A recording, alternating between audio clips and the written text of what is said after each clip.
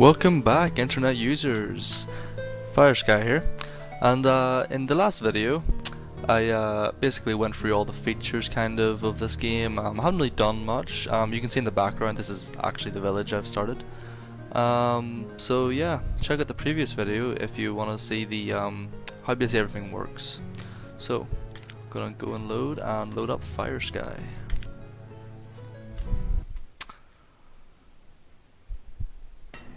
Okay, let's see. What's everybody doing? Okay, we're still getting rid of all these resources here. Waiting for my market to be built still, and let's see. I think I should probably build another house or two.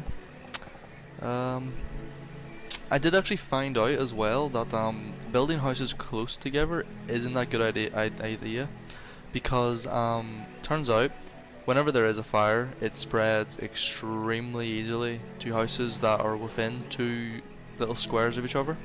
So I'm going to bear that in mind and sort of build my houses a little further apart. Oh, also something I didn't mention in the previous video.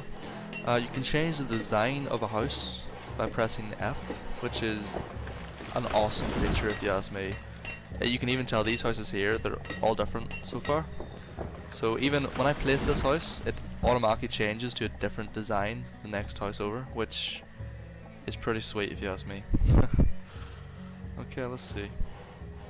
Alright, so they're bringing resources to the markets to be built, and then I'm going to assign more builders.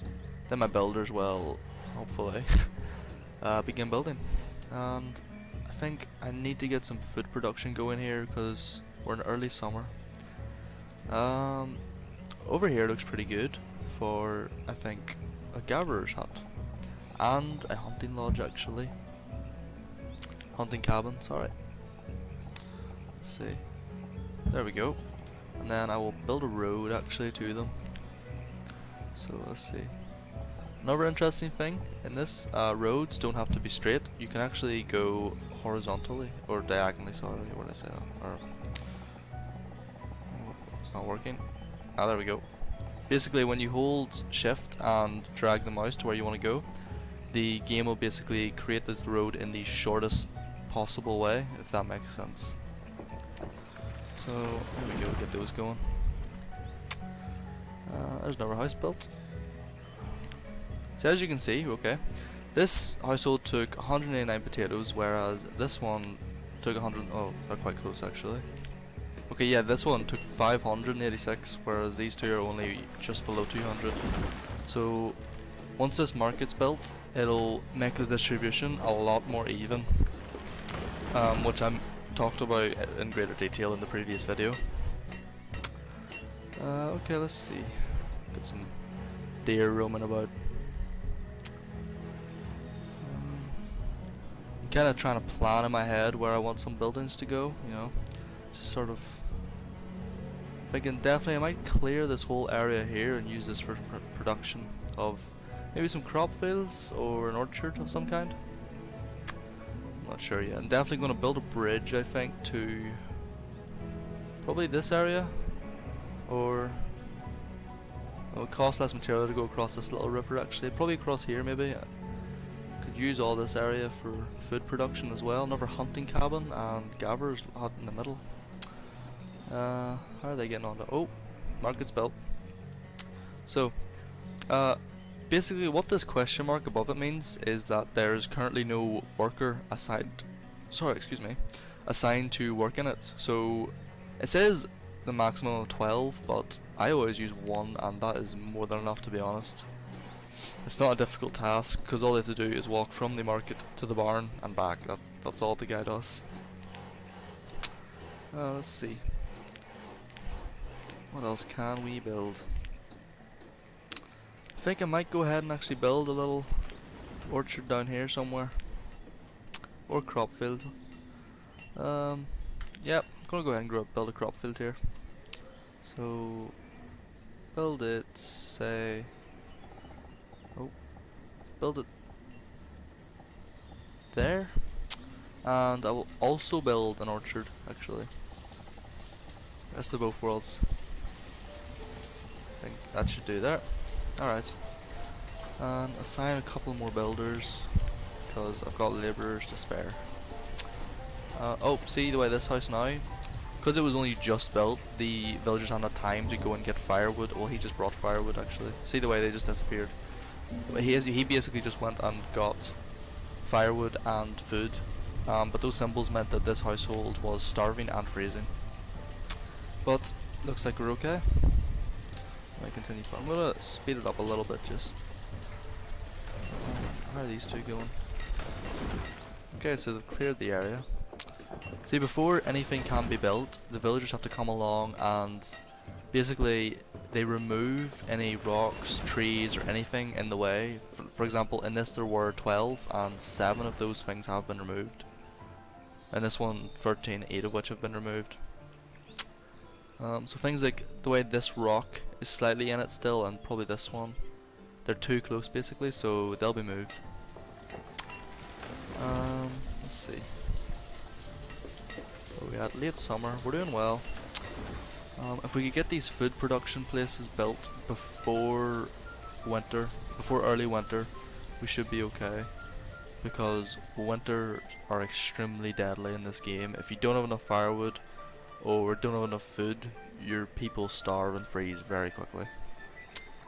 Quite a few wood. I'm gonna build a woodcutters actually, because talking about winter just reminded me I will need more firewood. Yeah, the stored firewood. There's no stored firewood apparently, so definitely gonna build one. I am build it. I want it close to the supply for wood, so if I build it, I think, yeah, here, and then I'm gonna extend this little road. Oh, I forgot where roads were. There we go. Just extend it to there, because I don't know what I'm gonna build something maybe in the middle of here or not. It's always a good idea to build a well in the center of your town, and as you expand, build more wells basically, because a fire can break out at any moment and they do a lot of damage. Oh, it looks like someone has died, so they have. So okay, so yeah. Oh dear, 3 people have died of starvation so far. That is not good. See what I mean? How the shortage of food has already drastically impacted my population. 3 deaths, that's not good. Oh, okay, these are built, good. So, oh, I need more, get rid of this on these builders and assign 4 gatherers, oh dear, it's winter. And 3 hunters.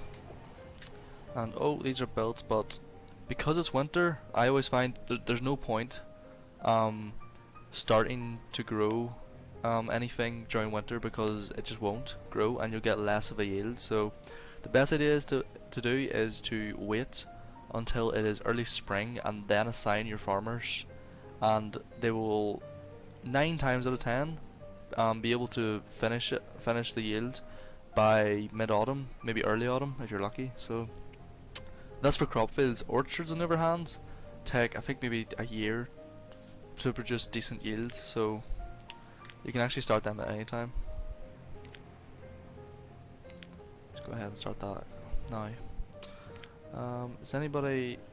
Nobody's homeless anymore, so I do need someone for this, for the woodcutters though, because this house here is freezing. So there we go. That should be us now. As you can see, this person has went and basically collected resources and put them in here, so that villagers don't come and just take things willy-nilly. So this means that there's 1 person starving, which is this little guy. I should have mentioned, this doesn't necessarily mean this house is freezing and starving, it just means they don't have any firewood or food. So see the way it's empty. So the people who live in it will probably be okay for another little while, but eventually they will... Oh, see the way they just got firewood. Eventually they will die though. Okay. Let's see. Everything seems to be okay. Oh, look, this orchard worker has already went and had planted some little trees. Pecans, I believe, can grow in. Yep. I'm not sure exactly how long it takes, but it does take quite some time for orchards to produce yield. But when they do, it is a massive amount. So they're worth it in a long run kind of way. But also you can cut down the trees then at any time and get wood and the fruit, which is good. Harvesting just means they harvest whatever trees have fruit on them, and not necessarily all of them do.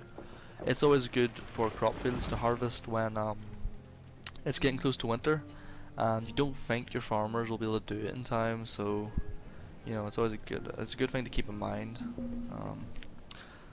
The options of squash or cabbage. I think cabbage produce a better yield, so once it gets around to it, I'm gonna turn into a cabbage patch, a big one.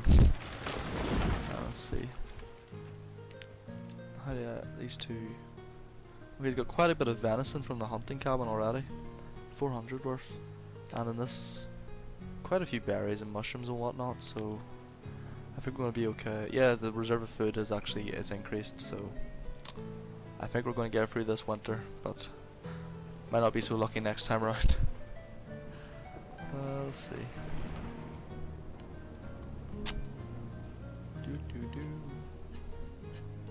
Where are we? We're in late winter, so hopefully soon.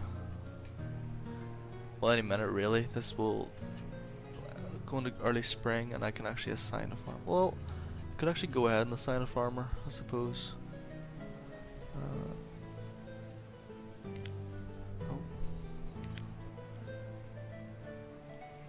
Apparently there already is one. Oh no, it's because an orchard worker and a farmer count as the same. That's what it is. So I need to apply 2. And hope they both went to that. So I'll put that down to 1, so then they have to go to this.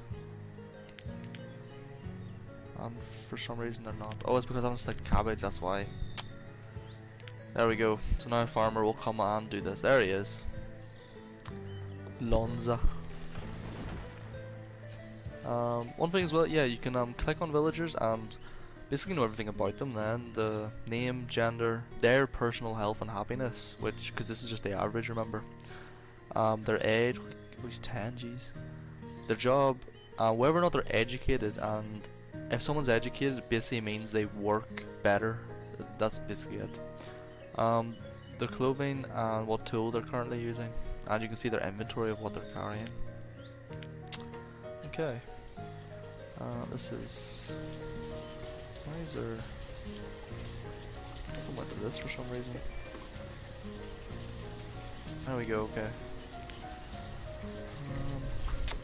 Yep, everything seems to be going okay. So I think that'll do us for this video. Let me think. Yeah, that should be it. Fire Sky out.